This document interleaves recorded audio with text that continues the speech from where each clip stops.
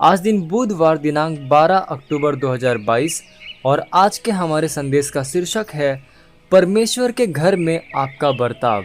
Hallelujah.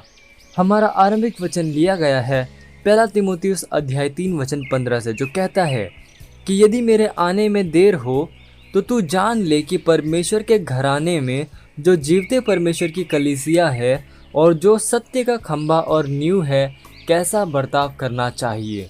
Hallelujah. प्रभु यीशु मसीह की कलीसिया सत्य की नींव और स्तंभ है। यह विश्वासियों का एक संगठन या संघ नहीं है। कलीसिया परमेश्वर का घर है और बाइबल स्पष्ट रूप से बताती है कि हमें परमेश्वर के घर में किस तरह से बर्ताव करना चाहिए। एक बर्ताव है जिसकी आशा की जाती है। जब हम कहते हैं कि कलीसिया परमेश्वर का घर है, तब इसका यह भी अर्थ है कि सर्वप्रथम एक व्यक्ति के रूप में आपका शरीर परमेश्वर का घर है। दूसरा, एक निश्चित स्थानीय कलीसिया के सदस्य स्थानीय कलीसिया परमेश्वर का घर है। तीसरा, वह स्थान या इमारत जहां पर हम आराधना की अपनी गतिविधियों को करते हैं, परमेश्वर का घर कहलाता है। Hallelujah, praise the Lord. अब तीनों उल्लेखों में परमेश्वर का घर सम्मान की मांग करता है और सम्मान के योग्य है। परमेश्वर पवित्र है, परमेश्वर शुद्ध है, परमेश्वर सत्यनिष्ठ है। इसलिए हमारे जीवन जीने का तरीका, उसके घर में हमारा आचरण परमेश्वर की सेवा करने और आराधना करने में उसके स्वभाव को अवश्य ही दर्शाना चाहिए। इसे वचन और पवित्र आत्मा की सामर्थ्य के अनुसार अवश्य ही होना चाहिए।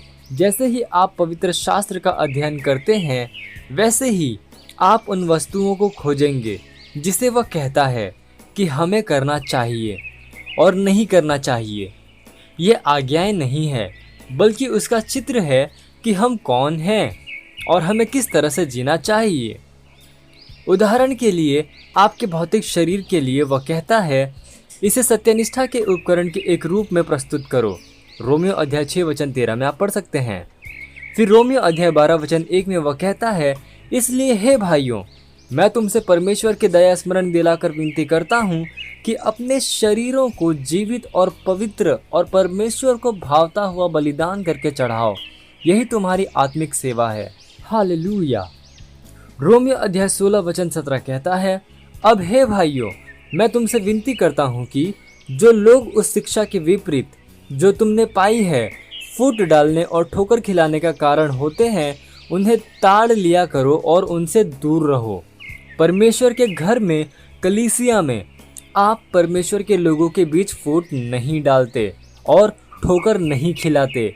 आप विद्रोह या अनाज्ञाकारिता में नहीं चलते, बल्कि विश्वास, आशा, प्रेम और दीनता में चलते हैं। Hallelujah, praise the Lord.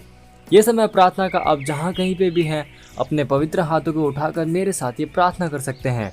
बोलिए, जैसे ही मैं वचन का अध्ययन करता हूँ और अपने आप को इसके लिए समर्पित करता हूँ, वैसे ही मेरी आत्मा दैवीय सच्चाइयों से भर जाती है।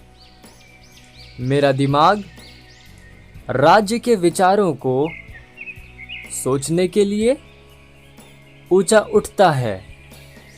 मेरी दैनिक यात्रा में वचन के चरित्र को दिखाने में मदद करते हुए मेरे जीवन में परमेश्वर की महिमा के एक बढ़े हुए प्रत्यक्षीकरण के साथ, प्रभु यीशु मसीह के नाम में, आमीन। Hallelujah, praise the Lord. आप अतिरिक्त अध्ययन में पढ़ सकते हैं इफिसियों अध्याय 4 वचन 22 से लेकर 23 NIV अनुवाद से और रोमियो अध्याय 12 वचन 2 GNB अनुवाद से। हालेलुया। और आप एक वर्षीय बाइबल अध्ययन योजना में पढ़ सकते हैं पहला थिस्सलुनीकियों अध्याय 1 से लेकर अध्याय 2 के वचन 16 तक। हालेलुया। और यशायाह अध्याय 54 से लेकर 56 तक। और आप 2 वर्षीय बाइबल अध्ययन योजना में पढ़ सकते हैं इब्रानियों अध्याय 5 वचन 1 से लेकर 14 और यहेजकेल अध्याय 5 से लेकर 6। हालेलुया।